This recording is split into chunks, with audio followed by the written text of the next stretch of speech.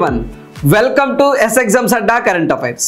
రోజులాగానే మళ్ళీ మనం కలుస్తున్నాం కరెంట్ అఫైర్స్లో భాగంగా. అందరికీ గుడ్ ఈవినింగ్ అండి. ఈరోజు మనము జూన్ 21వ తారీఖు ఉన్నటువంటి కరెంట్ అఫైర్స్ని డిస్కస్ చేద్దాం. International day of yoga. ఈరోజు మనము యోగా డేని సెలబ్రేట్ చేసుకోవడం జరిగింది.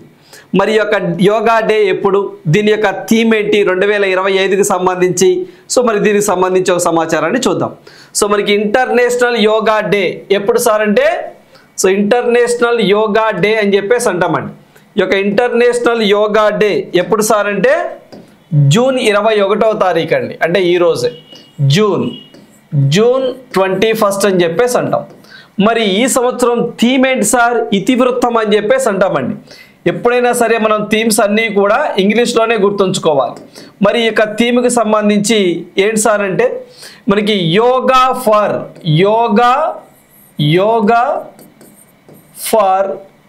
వన్ ఎర్త్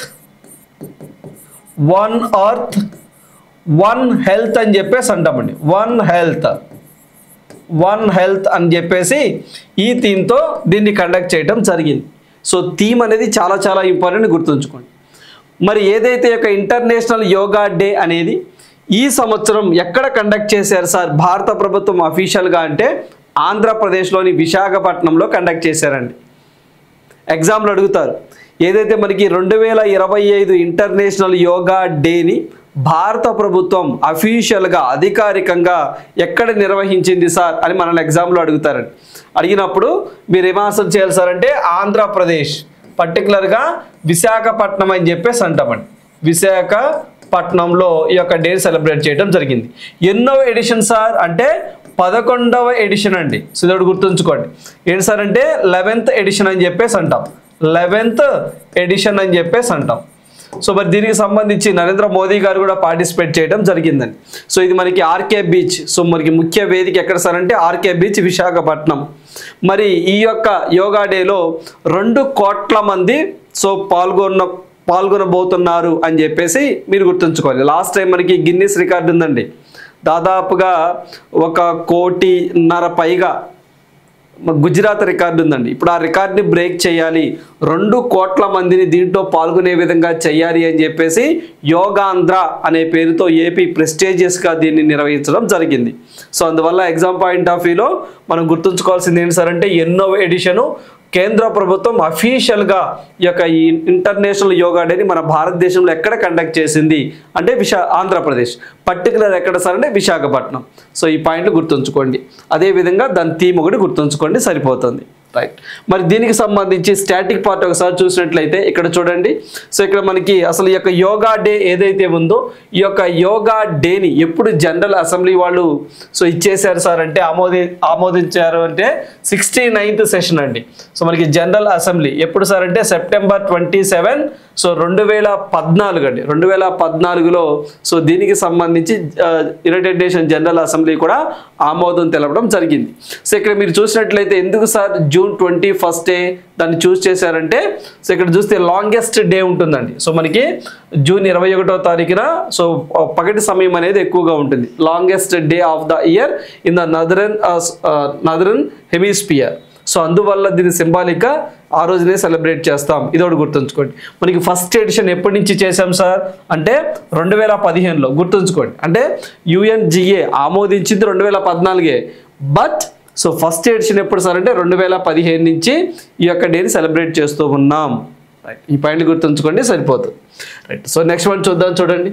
భారతీయ రచయిత్రి శాలినికి IGF ఆర్చర్ అమీన్ అవార్డ్ అని చెప్పేసి రావడం జరిగింది. చూడండి, సో ఇంపార్టెంట్ అవార్డ్స్ అని చెప్పేసి అంటామండి. సో ఇలాంటి ఇంపార్టెంట్ అవార్డ్స్లో కొన్ని అవార్డ్స్ ఉంటాయండి. సో అవి ఎప్పటికీ ఎగ్జామ్లో రిపీటెడ్గా అడుగుతూ ఉంటారు. కొన్ని అవార్డ్స్ ఉంటాయండి, ఒకసారి ఇచ్చిపోమ్మ మెరుపుతీగా అన్నట్టు ఉంటాయి. సో జస్ట్ ఈ అవార్డు ఎవరికి ఇచ్చారో చదువుకుంటే సరిపోతుంది. మరి దీనికి సంబంధించి చూడండి. ప్రముఖ రచయితలైన Lord Jeffrey Archer and Amish Tripathi, so వీళ్ళ పేరుగా ఓకే అమీన్ అండి. సో అమీన్ త్రిపాఠి వీళ్ళ పేరు మీదుగా ఈ అవార్డులను ఈ అవార్డుని ఏర్పాటు చేశారు. అయితే ఈ అవార్డు ఎవరిస్తారు సార్? UK ప్రభుత్వం ఇస్తుందండి. మన భారతదేశానికి సంబంధించిన అవార్డు కాదు, UK ప్రభుత్వం ఇస్తుంది. లండన్లో ఇచ్చారు. మరి ఇక్కడ చూడండి, దీనికి సంబంధించి ఈమె మన భారత సంతతికి సంబంధించిన ఆమె పేరు ఏంటి సార్ అంటే ఫుల్గా డాక్టర్ శాలిని మలిక్ అని చెప్పేసి అంటామండి. శాలిని మలిక్ అని చెప్పేసి అంటాము. సో వీరికి ఈమె రాసినటువంటి ఒక నోవెల్ అండి, ఒక నోవెల్ ద వే హోమ్ అని చెప్పేసి అంటామండి. ద వే హోమ్ అని చెప్పేసి అంటాం. ద వే హోమ్ అని చెప్పేసి అంటాము. ఈ యొక్క నవలకు గాను ద వే హోమ్ అనే నవలకు గాను శాలిని మలిక్ గారికి ఈ యొక్క IGF ఆర్చర్ అమీన్ అనే అవార్డు ఇవ్వడం జరిగింది. ఏ దేశం ఇస్తుంది సార్? UK దేశం ఇస్తుంది, గుర్తుంచుకోండి. అంటే లండన్ అని చెప్పేసి అంటాం. దీని నగదు బహుమతి ఎంత సార్ అంటే 20.70 అంటే 21.70 లక్షలు అని చెప్పేసి అంటామండి. లక్షలు ఒక డాలర్లో చెప్తే $25,000 అని చెప్పేసి అంటాం. సో మనకి డాలర్స్ అని చెప్పేసి అంటాం. ఇదోటి గుర్తుంచుకోండి. ఇక్కడ మెయిన్గా ఆ రచయిత్రి పేరు, అవార్డు పేరు గుర్తుంచుకోండి, సరిపోతుంది. అంతే, ఇంకేం అవసరం లేదు. సాహిత్యంలో సో ఎవరైతే విశేష సేవలు చేస్తారో వారికి ఈ అవార్డు ఇస్తారు. అదేవిధంగా మీకు UK అంటే మీకు ఏం గుర్తు రావాలి? Booker prize, international Booker prize, ఆ రెండు కూడా UK దేశమే ఇస్తుంది. 50,000 పౌండ్స్ అనేది నగదు బహుమతి అని చెప్పేసి మనం డిస్కస్ చేసాం. ఓకేనా? రైట్. సో దీనికి సంబంధించి నెక్స్ట్ వన్ చూద్దాం. చూడండి, భారత కరాటే సంఘం ఉపాధ్యక్షుడిగా పంకజ్ శుక్లా గారు ఎన్నికవడం జరిగింది. ఏంటండి? భారత కరాటే సంఘం. సో దాన్ని మనం ఏమంటాం సార్ అంటే KAI అని చెప్పేసి అంటామండి. KAI అంటే కరాటీ అసోసియేషన్ ఆఫ్ ఇండియా అని చెప్పేసి అంటామండి. అసోసియేషన్ ఆఫ్ ఇండియా అని చెప్పేసి అంటాము. సో దీన్ని ఎప్పుడు సార్ ఏర్పాటు చేశారంటే 2020లో ఏర్పాటు చేశారు. దీని యొక్క హెడ్ క్వార్టర్ ఎక్కడ సార్ అంటే ఢిల్లీలో ఉంటుందండి, గుర్తుంచుకోండి. దీనికి హెడ్ క్వార్టర్ ఎక్కడ సార్ అంటే ఢిల్లీ. మరి దీనికి ప్రెసిడెంట్గా ఎవరున్నారు సార్? ప్రస్తుతం ప్రెసిడెంట్ అని చెప్పేసి అంటామండి. ఈ ప్రెసిడెంట్గా ప్రస్తుతం ఎవరున్నారు సార్ అంటే భరత్ శర్మ అని చెప్పేసి అంటామండి. శర్మ అనే వ్యక్తి ఉన్నారు. వైస్ ప్రెసిడెంట్గా ఎవరు వచ్చారు సార్? అది ఇప్పుడు ప్రజెంట్ మనకి వైస్ ప్రెసిడెంట్ వార్తల్లోకి వచ్చారండి. సో వైస్ ప్రెసిడెంట్ అని చెప్పేసి అంటాం. ఎవరు సార్ అంటే పంకజ్ శుక్లా గారు రావడం జరిగింది. సో ఎగ్జాంపుల్ అడుగుతారు, గుర్తుంచుకోండి. సో కరాటే అసోసియేషన్ ఆఫ్ ఇండియాకి వైస్ ప్రెసిడెంట్ అండి, ప్రెసిడెంట్ కాదు, వైస్ ప్రెసిడెంట్గా పంకజ్ శుక్లా గారు రావడం జరిగింది. ప్రెసిడెంట్గా మనకి భరత్ శర్మ గారు ఉండడం జరిగింది. దీని హెడ్ క్వార్టర్ ఢిల్లీ, ఏర్పాటు చేసిన 2020. అని కరాటేకి సంబంధించి తెలుసు కదా, ఆ కరాటేకి సంబంధించి సో ఇది ఏదైతే ఆర్ట్ని ప్రమోట్ చేసేటువంటి సో ఒక సంఘం అని చెప్పేసి అంటాం. మన ఇటీవల కాలంలో చూసాం స్పోర్ట్స్కి సంబంధించి ఏదైతే మనకి వెయిట్ లిఫ్టింగ్కి సంబంధించి మనకి ఇండియన్ వెయిట్ లిఫ్టింగ్ ప్రెసిడెంట్గా మనకి మీరాబాయి చాను గారు ఉన్నారని, అదేవిధంగా ఇండియన్ ఒలింపిక్ కమిటీ ప్రెసిడెంట్గా మనకి PT ఉషా గారు అని చెప్పేసి, అదే ఇంటర్నేషనల్ లెవెల్లో IOCకి ఇంటర్నేషనల్ ఒలింపిక్ కమిటీకి క్రిస్టీ క్రొవెంటే అని చెప్పేసి రావడం జరిగిందని మనం గతంలో కూడా డిస్కస్ చేసాం. సో గుర్తుంచుకోండి. ఇప్పుడు దీనికి సంబంధించి కరాటేకి సంబంధించి పంకజ్ శుక్లా వైస్ ప్రెసిడెంట్గా రావడం జరిగింది అనే పాయింట్ గుర్తుంచుకోండి. రైట్. సో నెక్స్ట్ వన్ చూద్దాం. చూడండి, సో ఇక్కడ చూస్తే Chandigarh tops school education index, Meghalaya comes last. So ఒక రిపోర్ట్ వచ్చిందండి. ఏంటి సార్ ఆ రిపోర్ట్ అంటే మన భారతదేశంలో ఉన్నటువంటి సో రాష్ట్రాలలో ఎడ్యుకేషన్ సిస్టమ్ ఎలా ఉంది అని చెప్పేసి మినిస్ట్రీ ఆఫ్ ఎడ్యుకేషన్, ప్రస్తుతం మినిస్ట్రీ ఆఫ్ ఎడ్యుకేషన్ ఎవరండి? ధర్మేంద్ర ప్రధాన్ గారు. రైట్. మినిస్ట్రీ ఆఫ్ ఎడ్యుకేషన్ వారు ఒక రిపోర్ట్ని విడుదల చేశారండి. ఏంటి సార్ రిపోర్ట్ పేరు? ఇదిగోండి. సో మనకి పెర్ఫార్మెన్స్ గ్రేడింగ్ ఇండెక్స్ అని చెప్పేసి అంటాం, PGI అని చెప్పేసి అంటామండి. పెర్ఫార్మెన్స్ గ్రేడింగ్ ఇండెక్స్ అని చెప్పేసి అంటాం. 2.0. సో 2.0 అని చెప్పేసి ఒక రిపోర్ట్ ఎవరు సార్ రిలీజ్ చేశారు? సో యూనియన్ ఎడ్యుకేషన్ మినిస్ట్రీ వారు రిపోర్ట్ రిలీజ్ చేశారు. ఈ రిపోర్ట్లో ఓవరాల్గా ఆయా రాష్ట్రాలలో సో మనకి పురోగతి ఎలా ఉంది, ఎడ్యుకేషన్కి సంబంధించి పురోగతి ఎలా ఉంది అనే దాని మీద వీళ్ళు రిలీజ్ చేశారు. అంటే 2022-23 నుంచి చూడండి, 2022-23 నుంచి సో 2023-24 సో ఈ యొక్క ఇయర్లో ఎడ్యుకేషన్లో ఎలాంటి పురోగతిని సాధించాయి రాష్ట్రాలు అని చెప్పేసి సో మనకి పెర్ఫార్మెన్స్ గ్రాండింగ్ ఇండెక్స్ అని చెప్పేసి ఒక రిపోర్ట్ని రిలీజ్ చేశారు మినిస్టర్ ఆఫ్ ఎడ్యుకేషన్ వారు. దాంట్లో మొదటి స్థానంలో చండీగఢ్ ఉందండి. రేపు మీకు ఎగ్జామ్లో ఏ రాష్ట్రం మొదటి స్థానంలో ఉందని అడుగుతారు. చండీగఢ్. లీస్ట్ ఎవరున్నారు సార్ అంటే మేఘాలయ ఉన్నది. రైట్. సో ఇక్కడ చూసినట్లయితే ఒకసారి చూడండి, ఇక్కడ పాయింట్ ఏంటి సార్ అంటే ఇక్కడ మనకి ఇదిగోండి. సో ఇక్కడ చూస్తే ఈ యొక్క మినిస్ట్రీ ఆఫ్ ఎడ్యుకేషన్ వారు ఈ యొక్క సర్వేలో గ్రేడింగ్ అంటే కొన్ని కేటగిరీస్ ఉంటాయండి. ఇక్కడ మీరు చూస్తే చూడండి, సో మనకి ఇక్కడ స్కోర్ అండి. స్కోర్ అంటే 91% నుంచి 100%. స్కోర్ రేంజ్ 941 నుంచి 1000 మధ్య అలా ఉంటే సో దాన్ని దక్ష్ అనే ఒక గ్రేడింగ్గా చెప్తారు. అదేవిధంగా 881 మార్కుల నుంచి 900 మధ్యలో ఉంటే ఉత్కర్ష్ అని చెప్పేసి అంటారు. 821 నుంచి 880 మధ్యలో సో అట్టి ఉత్తమ్ అని చెప్పేసి ఇలా గ్రేడింగ్ ఇస్తారు. ఇలా చాలా గ్రేడ్లు ఉన్నాయండి, చూశారు కదా. అయితే ఇక్కడ ఎగ్జామ్లో ఇక్కడ చూడండి, ఇక్కడ మీరు చూస్తే ఫస్ట్ ఏమని చెప్పాం, ఫస్ట్ మేఘాలయ, ఫస్ట్ వచ్చేసరికి Chandigarh, last Meghalaya. Right. So ఇప్పుడు చూస్తే ఇక్కడ చూడండి ఒకసారి, ఇక్కడ మనం చూస్తే 1000 పాయింట్స్ అండి. సో 1000 పాయింట్స్ దక్ష అనేది టాప్ అన్నట్టు. అదేవిధంగా ఆకాంక్షి 3 అనేది లీస్ట్ అన్నట్టు గ్రేడింగ్లో. ఇక్కడ చూడండి, ఇప్పుడు టాప్లో చండీగఢ్ని చూసారా, చండీగఢ్ అన్నామా, దానికి సంబంధించి స్కోర్ ఎంత సార్ అంటే 703 అండి. 703 పాయింట్స్ వచ్చాయి. సో అందువల్ల అది మనకి ఏంటి సార్ అంటే పారాచెస్తా 1 అనే కేటగిరీలో ఉంది. లీస్ట్ అని చెప్పేసి అన్నామా 417 పాయింట్స్ ఏంటి సార్ అంటే మేఘాలయ అంటే ఇదిగోండి ఆకాంక్షి 3 అని చెప్పేసి అంటాం. ఏవైతే ఒక నో స్టేట్స్ ఇన్ టాప్ 4 బ్యాండ్స్ అంటే ఏ స్టేట్స్ కూడా 951 నుంచి 1000 మధ్య లేదు. ఇదిగోండి ఇది చూసారా, ఇదిగోండి ఇది ఉంది. ఈ కేటగిరీలో అసలు ఏ స్టేటు లేదండి, ఏ స్టేటు అచీవ్ అవ్వలా. ఇది మాత్రం ఉత్కర్షం చూసారా, ఇది మాత్రం అచీవ్ అయింది. ఏంటి సార్ అచీవ్ అయినది, ఇదిగోండి చండీగఢ్ అనేది 703. ఓకేనా, ఇదిగోండి ఇక్కడ. సో ఇక్కడ మీకు ఒక్క నిమిషం అండి. సో మనకి ఒక్క నిమిషం ఇక్కడ చూసినట్లయితే రైట్, ఇక్కడ చూడండి, ఇక్కడ చూస్తే చండీగఢ్ స్కోర్ అండి అది. ఓకేనా, సో మనకి చండీగఢ్ స్కోర్ అనేది 703 పాయింట్స్ అచీవింగ్ ద పారాచెస్ 1 అంటే ఇదిగోండి ఒకసారి చూడండి ఇక్కడ పారాచెస్ 1. రైట్. సో ఇది ఒకటి అచీవ్ అయిందండి. సో ఇక్కడ మనం చూస్తే చండీగఢ్ ఇక్కడ చూడండి ఒకసారి. సో ఇక్కడ చూస్తే reflecting the strongest performance in the governance and infrastructure అని చెప్పేసి అంటున్నారు. అంటే ఇక్కడ పాయింట్ ఇదిగోండి. సో ఏవైతే ఇది చూసారా, ఈ 4 పాయింట్స్ ఏ స్టేట్ అచీవ్ అవ్వలేదండి, ఏ స్టేట్ అచీవ్ అవ్వలా.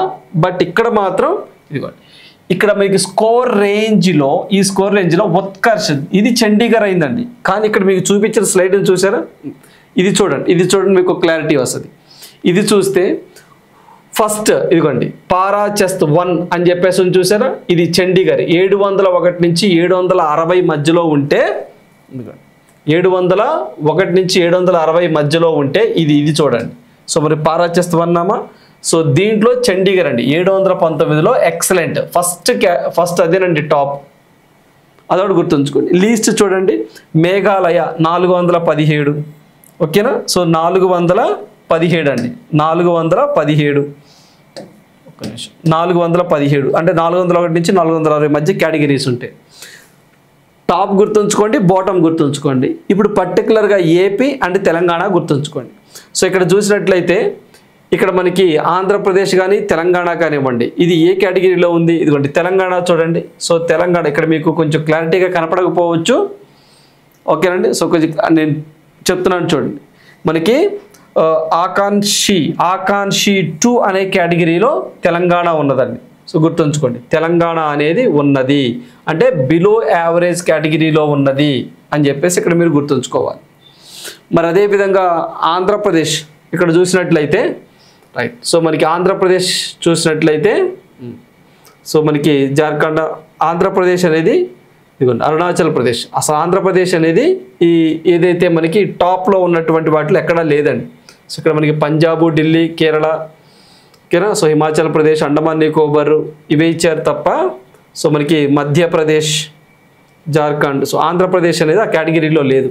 అంటే మెయిన్గా గుర్తుంచుకోవాల్సింది ఫస్ట్ లాస్ట్ ఇవి గుర్తుంచుకుంటే సరిపోతుంది. ఏంటంటే ఈ ఇండెక్స్ చూడండి, ఈ ఇండెక్స్ ఏంటి సార్ అంటే రైట్. ఈ ఇండెక్స్ ఏంటి సార్ అంటే ఇదిగోండి. సో పెర్ఫార్మెన్స్ గ్రాండింగ్ ఇండెక్స్ 2.0 అని చెప్పేసి మినిస్టర్ ఆఫ్ ఎడ్యుకేషన్ వారు దీన్ని రివీల్ చేశారు. 2022-23 నుంచి 23-24 మధ్య కాలంలో ఆ రాష్ట్రాలలో స్కూలింగ్ ఎడ్యుకేషన్ సిస్టమ్ ఎలా ఉంది, క్వాలిటీ ఆఫ్ ఎడ్యుకేషన్ కానివ్వండి, ఇన్ఫ్రాస్ట్రక్చర్ కానివ్వండి, ఇవన్నీ ఎలా ఉన్నాయి అనే దాని మీద. దాంట్లో మొదటి స్థానంలో చండీగఢ్ ఉంది, లాస్ట్ మేఘాలయ ఉంది ఆ పాయింట్లు. ఆ తర్వాత పర్టికులర్గా ఇక్కడ చూస్తే మేఘాలయ అనేది చండీగఢ్ అనేది పారాచెస్తా 1, సో ఆ విభాగంలో ఉంది. మేఘాలయ లీస్ట్ ఓకేనండి మనకి ఆకాంక్షి 3 అనే కేటగిరీలో ఉన్నది. అంతే, ఇంకేం అసలు తెలంగాణ కాబట్టి ఆకాంక్షి 2 అనే కేటగిరీలో ఉన్నది అని గుర్తుంచుకొని సరిపోతుంది. రైట్, నెక్స్ట్ వన్ చూడండి. సో సెంటర్ చూసినట్లయితే green lights 2.35 lakh houses under the PMAY scheme అని చెప్పేసి అంటున్నారు. ఇక్కడ చూడండి ఏంటి సార్ ఆ స్కీమ్ అంటే PMAY స్కీమ్ అని చెప్పేసి అంటున్నారు. లాస్ట్ టైం ఇది మనకి NTPC ఎగ్జామ్లో కూడా వచ్చిందని చెప్పేసి మనం లైవ్ కామెంట్లో కూడా డిస్కస్ చేసామండి. ఎవరో వెంకట్ పవన్ ఎవరో ఆస్పిరెంట్స్ సార్ PMAY గురించి అడిగారు సార్, దాని యొక్క ముఖ్య ఉద్దేశం ఏంటి సార్ అని అడిగిన సందర్భాలు కూడా ఉన్నాయి. సో మనకి PMAY అంటే ప్రధాన మంత్రి ఆవాస్ యోజన అని చెప్పేసి అంటామండి. ఫుల్ ఫామ్ అదే, ప్రధానమంత్రి ఆవాస్ యోజన. ఎవరైతే పట్టణ ప్రాంతాల్లో కానివ్వండి, అదేవిధంగా గ్రామీణ ప్రాంతాల్లో కానివ్వండి నిరుపేదలు అయ్యుండి ఇల్లు లేకుండా ఉంటారు చూసారండి, వారికి ఇల్లు ఇవ్వాలి అనే ఉద్దేశంతో, ఇల్లు నిర్మించి ఇవ్వాలనే ఉద్దేశంతో ప్రధానమంత్రి ఆవాస్ యోజన అనే స్కీమ్ని తీసుకొచ్చారు. అయితే ఇక ప్రధానమంత్రి ఆవాస్ యోజన స్కీమ్ యొక్క ముఖ్య ఉద్దేశం ఏంటి సార్ అంటే సో మనకి హౌసెస్ ఫర్ ఆల్, పేదవారి అందరికీ కూడా ఇల్లు నిర్మించి ఇవ్వడం ప్రధానమంత్రి ఆవాస్ యోజన యొక్క ముఖ్య ఉద్దేశం. అయితే ఇక ప్రధానమంత్రి ఆవాస్ యోజన అర్బన్, ప్రధానమంత్రి ఆవాస్ యోజన రూరల్ అని చెప్పేసి 2 విధాలుగా దీన్ని ఇంప్లిమెంట్ చేస్తున్నారు. ఇప్పుడు దానికి సంబంధించిన బ్యాక్గ్రౌండ్ చూడండి. సో ఫస్ట్ పాయింట్ ఏంటి సార్ అంటే ఇక్కడ మీకు ప్రధానమంత్రి ఆవాస్ యోజన. సో చూడండి ఏంటి సార్ అంటే ప్రధానమంత్రి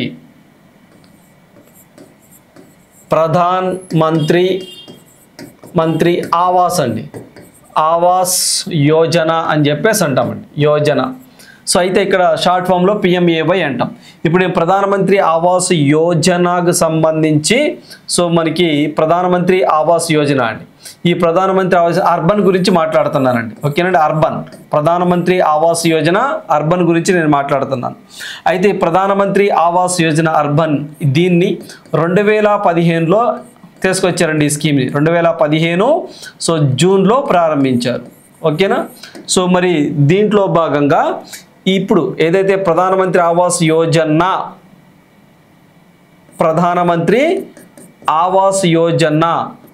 అని చెప్పేసి ప్రారంభించారు. మరి దీంట్లో భాగంగా 1.25 కోట్ల మందికి ఇల్లు నిర్మించాలి అని చెప్పేసి టార్గెట్ పెట్టుకున్నారు, అదైంది.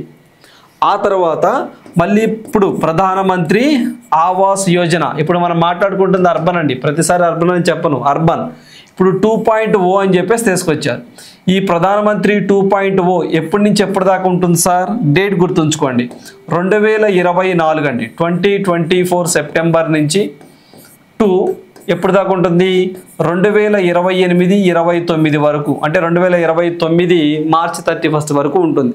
అట్లా ఇంప్లిమెంట్ చేస్తారు. ఇప్పుడు 2.0. సో ఇది దీంట్లో భాగంగా 1 కోటి ఇల్లు నిర్మించి ఇవ్వాలి పేదవారికి, 1 కోటి ఇల్లు నిర్మించి ఇవ్వాలి పేదవారికి అని చెప్పేసి టార్గెట్ పెట్టుకోవడం జరిగింది. ఓకేనా. ఇప్పుడు ఎందుకు సార్ వార్తల్లోకి వచ్చిందంటే ఆ కోటి మందిలో ఇప్పుడు 2.35 లక్షల ఇళ్ళని శాంక్షన్ చేశారట. ఓకేనండి, అంటే 2,35,000 హౌసెస్ని శాంక్షన్ చేశారట.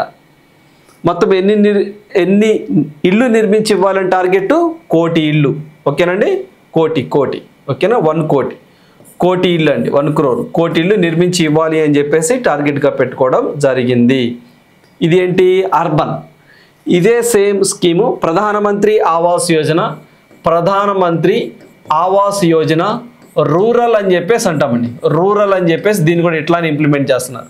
మరి ఇదేంటి సార్, ఇందాక మీకు చెప్పింది పట్టణ ప్రాంతాలలో అర్బన్ అంటే, ఇప్పుడు గ్రామీణ ప్రాంతాలలో.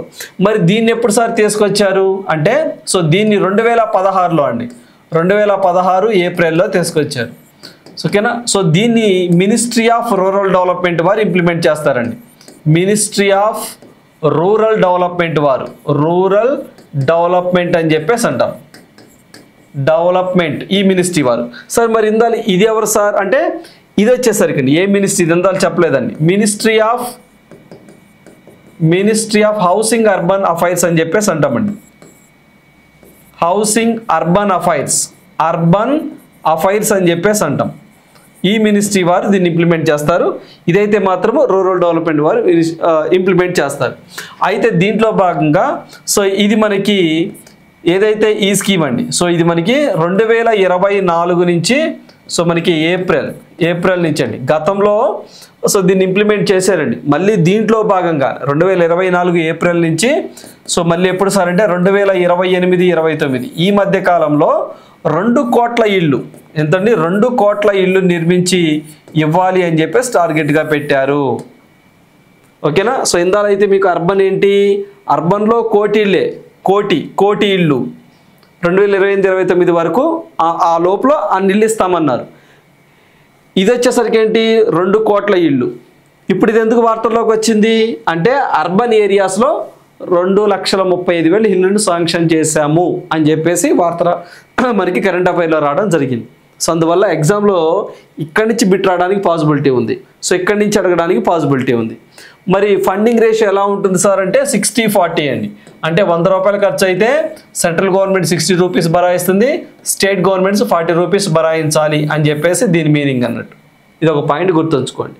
ఓకేనా, సరిపోతుంది. రైట్. సో నెక్స్ట్ వన్ చూద్దాం. చూడండి, new system to deliver electoral ID cards with in 15 days of the update. EC election commission of India వారు ఏదైతే మనకి ఓటర్ ఐడిలో అంటే తప్పులు కానివ్వండి, లేకపోతే కొత్తగా ఒక ఐడి కార్డ్ ఒక అప్లై చేసుకోవడం కానివ్వండి, ఇలా మార్పులు చేర్పులు న్యూ కార్డ్స్ ఓటర్ ఐడి అండి, ఇలా ఎవరైతే అప్లై చేసుకున్నారో విత్ ఇన్ 15 daysలో అందిస్తాము అని చెప్పేసి దీనికోసం ఒక సిస్టాన్ని కూడా మేము జనరేట్ చేశాము అని చెప్పేసి ఎలక్షన్ కమిషన్ ఆఫ్ ఇండియా చెప్పడం జరిగింది. మరి ఎగ్జామ్ పాయింట్ ఆఫ్ వ్యూలో మరి అదేంటి సార్ అని ఎగ్జామ్లో అడగొచ్చండి. సో ఇక్కడ చూస్తే ఈపీఐసి అని చెప్పేసి అంటామండి. అంటే ఎలక్టర్ చూడండి,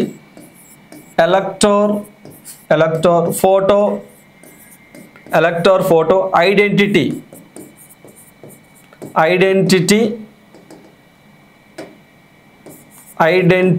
అండి,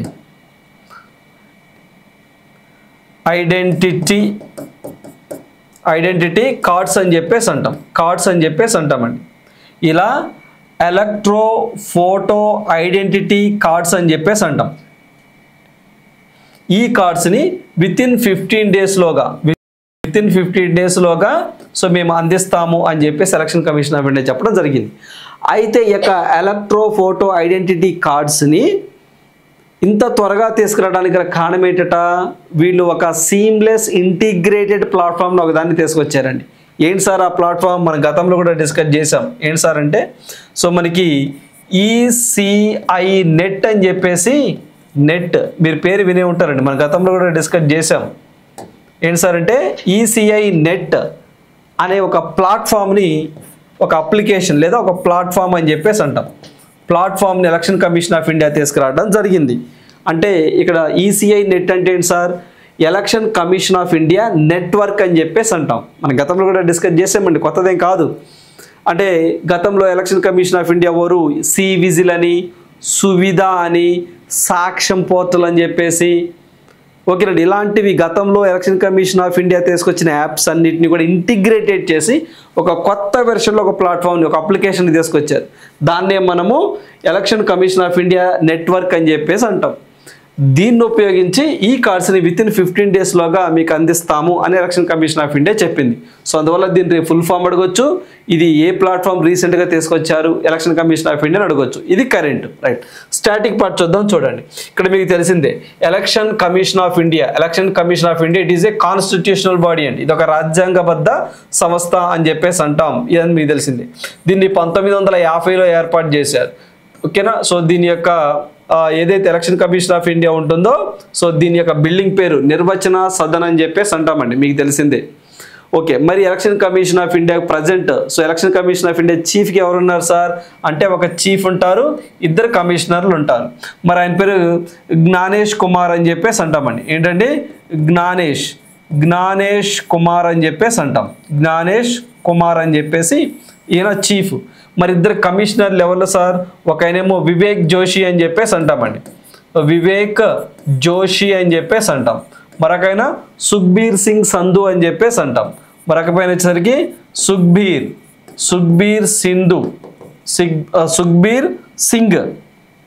సింగ్ సంధు అని చెప్పేసి అంటామండి. సంధు అని చెప్పేసి అంటాము. సో వీరు ఉండడం జరిగింది. గతంలో రాజీవ్ కుమార్ అనే వ్యక్తి ఉండేవారండి ఎలక్షన్ కమిషన్ ఆఫ్ ఇండియాగా. సో వారి ప్లేస్లో జ్ఞానేష్ కుమార్ గారు రావడం జరిగింది. ఉత్తరప్రదేశ్ స్టేట్కి సంబంధించిన ఆయన. Vivek Joshi Uttar Pradesh. So Sukhbir Singh Sandhu from Punjab. Okay, election commission of India it is a constitutional body అని చెప్పేసి అంటాం, గుర్తుంచుకోండి. సో ప్రతి సంవత్సరం కూడా జనవరి 25 అండి, జనవరి 25న నేషనల్ ఓటర్స్ డేని సెలబ్రేట్ చేస్తూ ఉంటాం. ఈ పాయింట్లు గుర్తుంచుకోండి సరిపోతుంది. ఇప్పుడు ఎందుకు సార్ వార్తల్లోకి వచ్చిందంటే ఇదొకటి గుర్తుంచుకోండి. విత్ ఇన్ 15 డేస్లోగా ఆ కార్డు అనేది ఇంటికి వస్తుందట. రైట్. సో నెక్స్ట్ వన్ చూడండి. UN declares 2026 as the international year of women farmers అని చెప్పేసి ఈ సంవత్సరాన్ని UNO వరల్డ్, అంటే ఈ సంవత్సరం మీన్స్ 2026 అండి, 2026వ సంవత్సరాన్ని యునైటెడ్ నేషన్ జనరల్ అసెంబ్లీ వారు ఏ విధంగా డిక్లేర్ చేశారు అంటే ఇంటర్నేషనల్ ఇయర్ ఆఫ్ ఉమెన్ ఫార్మర్గా డిక్లేర్ చేశారు. అంటే సార్ వ్యవసాయ రంగంలో కూడా ఉమెన్ పార్టిసిపేషన్ బాగా పెరగాలి, వాళ్ళని ఎంపవర్ చేయాలి అని చెప్పేసి ఆయన్ని అలా డిక్లేర్ చేశారు. రైట్. సో ఇక్కడ చూడండి, ఇక్కడ చూసినట్లయితే so recognising women farmers in 2026 ఏంటట, push for the inclusive growth and gender equality. ఓకేనా, ఫార్మింగ్ సెక్టర్లో కూడా వాళ్ళని ఈక్వల్గా చూడాలి అని చెప్పేసి అంటున్నారు. అదేవిధంగా క్లైమేట్ రిసిలియంట్ అండ్ ఫుడ్ సిస్టంలో కూడా వాళ్ళ ఇన్వాల్వ్మెంట్ ఉండాలి. Address the structural inequalities in agricultural economies. So agricultural ఎకానమీస్లో వాళ్ళకి సమాన అవకాశాలు కల్పించాలి.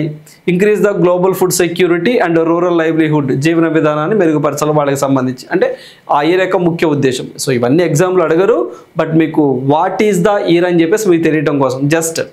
అయితే ఇక్కడ మనం గుర్తుంచుకోవాల్సింది మెయిన్గా ఈ పాయింట్, ఏ సంవత్సరాన్ని డిక్లేర్ చేశారు అని అడుగుతారు.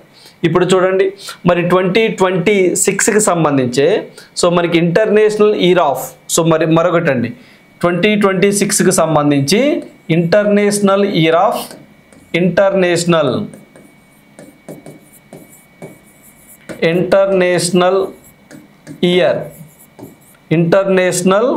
ఇయర్ ఆఫ్ వాలంటీర్స్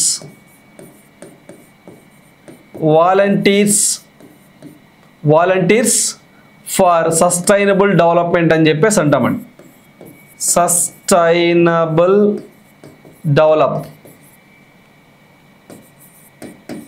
డెవలప్మెంట్ అని చెప్పేసి అంటాం, సస్టైనబుల్ డెవలప్మెంట్ అని చెప్పేసి అంటాం.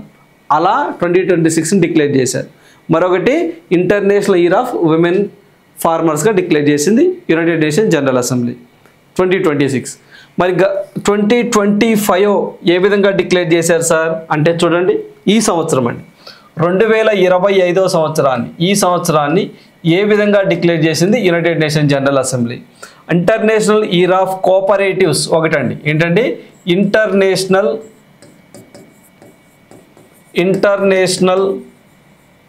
ఇయర్ ఆఫ్ కోఆపరేటివ్స్ అని చెప్పేసి అంటాం. కోఆపరేటివ్స్ ఇలా డిక్లేర్ చేశారు.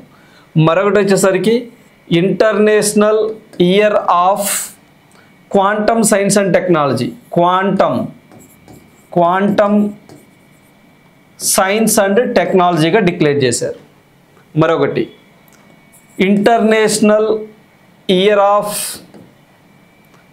గ్లేషియర్స్